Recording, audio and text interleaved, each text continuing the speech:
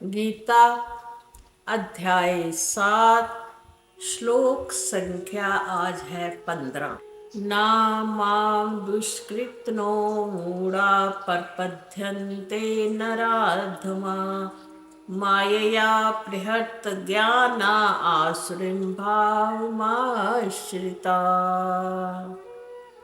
जैसे ऊपर के श्लोक में भगवान श्री कृष्ण ने कहा कि जो मेरी माया है अर्जुन, वो बड़ी ही दुष्टर है, उसको पार करना सबके बस की बात नहीं है। परंतु जो मेरी शरण में आ जाते हैं अर्जुन, वो मेरी इस माया को पार कर जाते हैं। अब इस श्लोक में भगवान कह रहे हैं कि ना माम दुष्कृत्नो, ना माम दुष्कृत्नो, नहीं प्राप्त कर सकते मुझे जो कि दुष्कृत करने वाले, दुष्कृत कर्म जो करते हैं यानी बुरे कर्म करने वाले। संसार में दो प्रकार के लोग होते हैं, एक होते हैं दुष्कृत करने वाले, एक होते हैं सुकृत करने वाले। जैसे कि दुष्कृत के नाम से ही हमें पता चल रहा है बुरे कर्म करने वाले, और जो अच्छे कर्म करने वाले होते हैं वो दूसरे प्रकार के होते हैं। भगवान ने कहा ना माम, मुझको नहीं प्राप्त होते, यानी प्रपद्यन्ते, मुझको नहीं भजते। कौन से लोग? जो कि दुष्कृत कर्म करते हैं।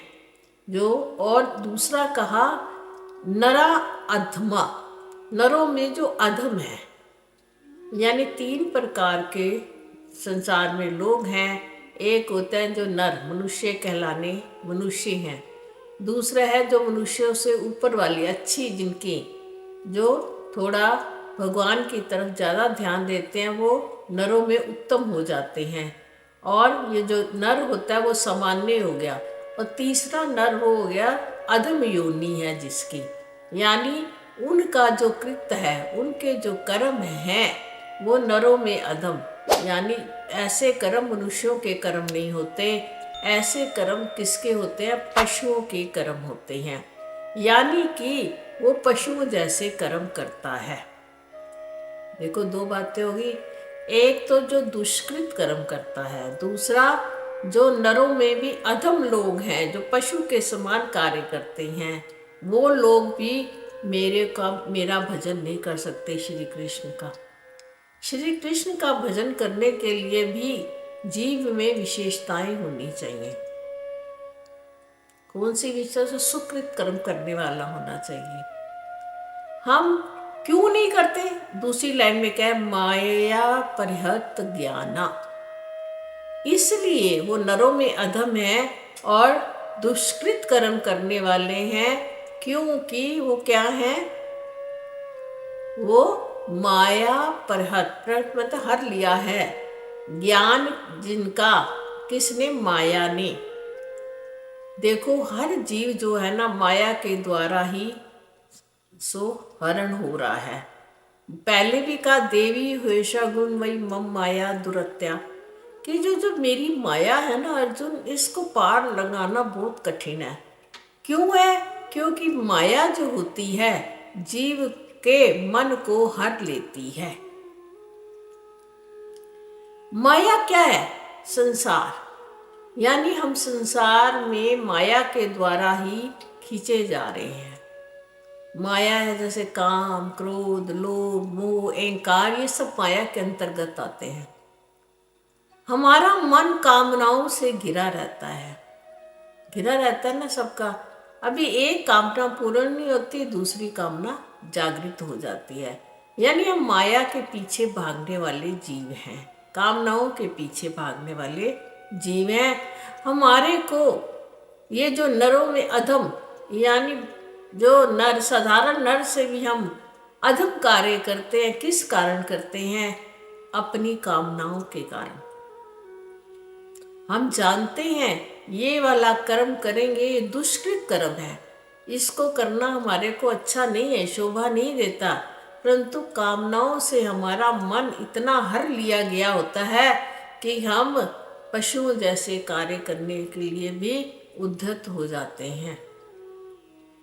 हमें पता है कि हमें पशुओं वाला आहार नहीं करना, परंतु हमारे क्या है, कामना जागृत हो जाती है तो हम पशुओं को मार के भी खाने वाला कार्य करते हैं ना सब।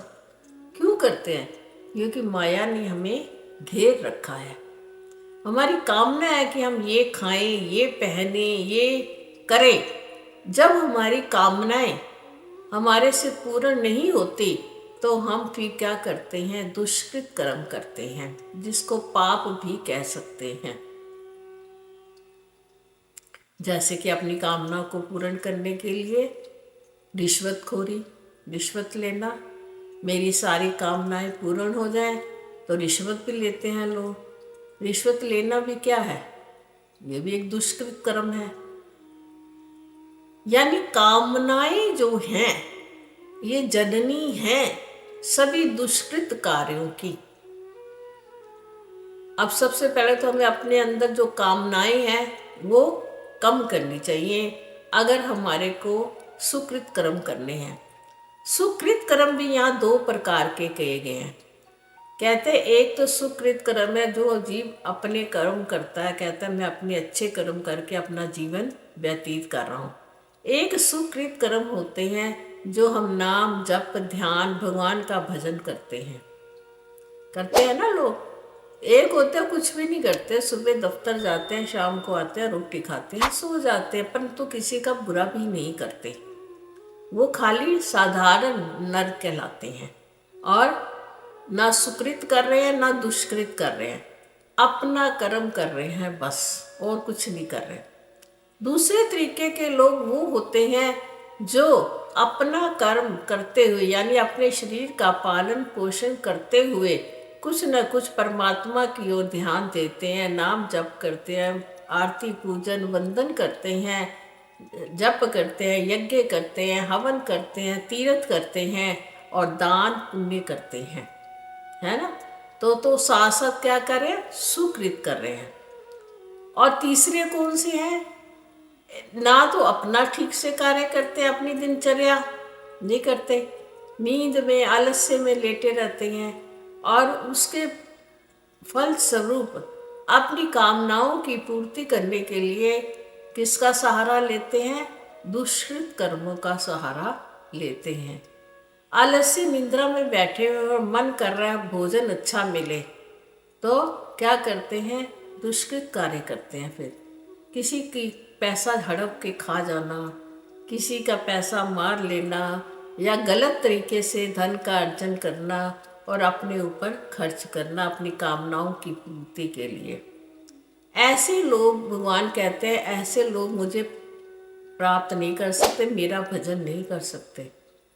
भगवान का भजन करने के लिए कम से कम अगर सुकृत कर्म ना हो तो दुष्कृत भी नहीं होने चाहिए। भगवान का भजन वही व्यक्ति कर सकता है जिसके मन में थोड़ा भगवान के प्रति प्यार हो। देखो रिश्तेदारों के पास तुम भी तभी जाते हो ना, थोड़ा सा तुम्हें रिश्तेदारों से स्नेह होता है। जिस भी रिश्तेदार से अगर आप प्रेम नहीं करते उसके दरवाजे पे कभी नहीं जाते हो। जीवन जी रहे हो, रिश्तेदार हैं, ऐसा नहीं है, रिश्तेदार तो हैं, परंतु तुम्हारा उनके साथ कोई संबंध नहीं है। इसी प्रकार जीवन में परमात्मा है, तुम भी परमात्म स्वरूप हो, परंतु अभी तुम जानते नहीं हो। तुम सिर्फ समझते हो ये शरीर है, ये मुझे मिला है, इसका पालन पोषण करना है, बस इतना ही मेरा कर्तव्य कर्म है ना। दोनों बातें, ये थोड़ी ना परमात्मा तो है, परमात्मा के सारे गुण श्रवण कीर्तन लीला सब हैं, परंतु आप उससे अनभिज्ञ रहते हो हमेशा। ना आप कोई सुकृत कर्म करते हो ना आप कोई दुष्कृत कर्म करते हो, आप सामान्य जीवन जीते हो। जैसे मैंने कहा 3 प्रकार के नर हैं, एक नर सामान्य है, मनुष्य एक सामान्य होता है, एक उत्तम गति वाला मनुष्य होता है जो भजन कीर्तन करता है, एक अधम वाला होता है जो गलत कार्य करता है। तो भगवान ने यहाँ पे कहा कि ना तो मेरा भजन दुष्कृत व्यक्ति कर सकते हैं, ना मेरा जो भजन है वो नरों में अधम व्यक्ति कर सकता है। और क्यों नहीं कर सकता, क्योंकि ये दोनों ही क्या है, माया से इनका जो मन है वो हरण कर लिया गया है। और चौथी बात उन्होंने कहा आसुरम। आसुरम, सुर होते हैं देवता, आसुर होते हैं देवता से अपोजिट लगा लो, नर लगा लो खाली, जिनको सिर्फ अपने ही प्राणों की चिंता होती है। असुर मैंने होता है प्राण, जो सिर्फ अपने ही प्राणों के बारे में सोचते हैं, अपने ही बारे में सोचते हैं, अपने ही स्वार्थ के कारण जीवन जीते हैं, उसको कहते हैं आसुरम भावम। जो उनका भाव कैसा है, सिर्फ अपने लिए बस, और दूसरे के प्रति उनके जीवन में कोई भाव आता ही नहीं है। ऐसे आसुरी भाव वाले लोग भी श्री कृष्ण कहते हैं मेरा भजन नहीं कर सकते। जब भाव ही नहीं आएगा दूसरे के प्रति तो उसको याद कैसे करेंगे। जब तक हमारे मन में किसी के प्रति कोई भाव नहीं आता तो हम उसको याद भी नहीं करते। तो भगवान ने उनको कह दिया आश्रम भाव वाले व्यक्ति भी अर्जुन मेरा भजन नहीं कर सकते। और फिर क्या, आश्रिता, उन्होंने आश्रय कौन सा लिया है, ये चार बातों का, दुष्कृत कर्मों का, नरों में अधम है, माया से हरे पड़े हैं, माया ने उनको हर लिया है, और उनके जो भाव हैं स्वार्थपरता वाले हैं। आसुरी भाव के आश्रित होकर जो व्यक्ति आसुरी भाव के आश्रित रहता है अर्जुन, वो भी मेरा भजन नहीं कर सकता। अब देखो हमारे को पता चल जाता है ना कि भगवान का भजन कौन कर सकता है ना। भगवान का भजन करने वालों में भी देखो भगवानी श्रेणियाँ रखी हुई हैं। सारे भगवान का नाम नहीं ले सकते। हम चाहें हम भगवान का नाम लेवें तो ये हमारे बस की बात नहीं है। हम जिस श्रेणी में आते हैं परमात्मा की दृष्टि में, उस श्रेणी में अगर हम हैं, जैसे कि हमने ये पढ़ा है, तो तभी हम परमात्मा को प्राप्त करने के लिए योग्य हैं, और भजन करने के भी तभी योग्य हैं, जैसा श्री कृष्ण यहाँ पे गीता पे बता रहे हैं। हरिओम तत्सत, हरिओम तत्सत। Recording stopped. Recording in progress.